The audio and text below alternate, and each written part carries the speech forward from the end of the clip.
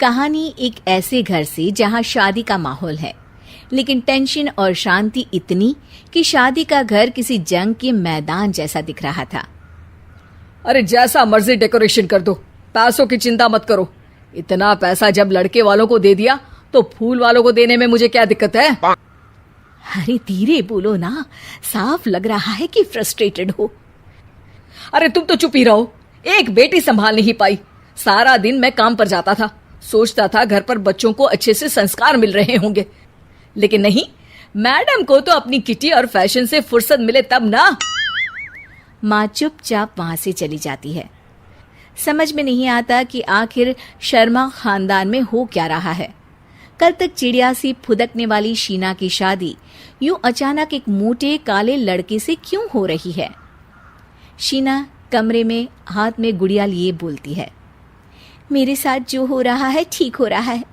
तुम तो सब जानती हो, साहिल मेरे लिए भगवान है। अब जब वो ही नहीं मिला तो फिर कोई भी हो, जिंदगी ही तो जीनी है, जी लेंगे। बाहर शीना की बुआ किसी से बात करती है। अरे मोटा नहीं, उसे तो खाते पीते घर का कहते हैं। अब ओबेरॉय का नाम भी किसी को बताने वाली बात है। उनका इकलौता लड़का तो करोड़ों की सामी तो है ही। अरे हमारी शीना बिटिया तो रानी बनेगी, रानी। इन सब के बीच कहीं कोने पर शीना हाथ में मेहंदी सजाए बैठी थी और आंखों में आंसू सजाए। और वो समय भी आ जाता है जब शीना मंडप के नीचे हाथ में वरमाला लिए खड़ी होती है, लेकिन तभी अफरा तफरी मच जाती है।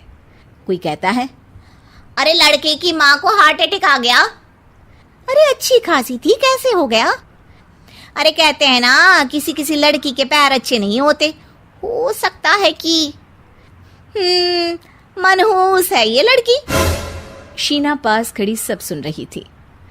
फिर शीना अपने कमरे में आ जाती है। शादी ये कहकर नहीं होती कि लड़की मनहूस है। अब लगातार शीना के लिए लड़के देखने आते, लेकिन आस पड़ोस या किसी के कहने पर शादी हर बार टूट जाती। लेकिन एक दिन, अंकल, मैं काफी दिनों से आपसे मिलने की कोशिश कर रहा था, लेकिन हिम्मत नहीं हो पा रही थी।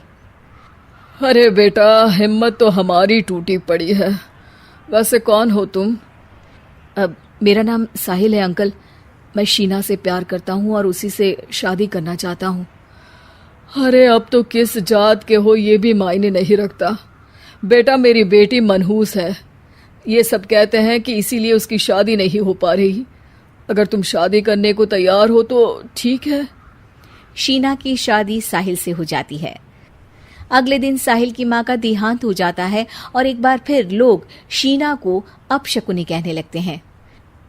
अरे खा गई दीदी को ये।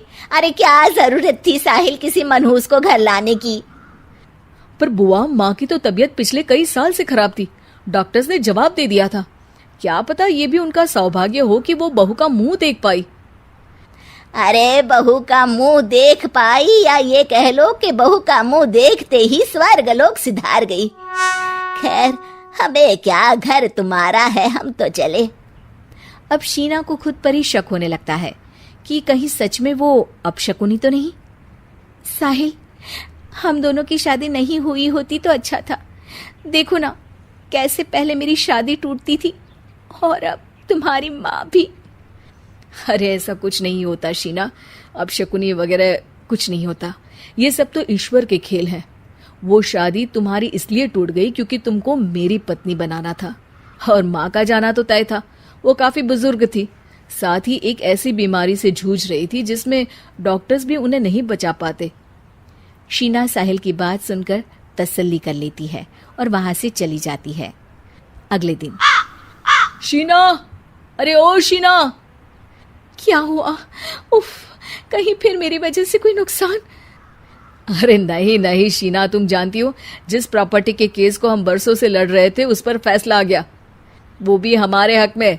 अब हम करोड़पति हो गए शीना। शीना शांत रहती है। अरे क्या हुआ?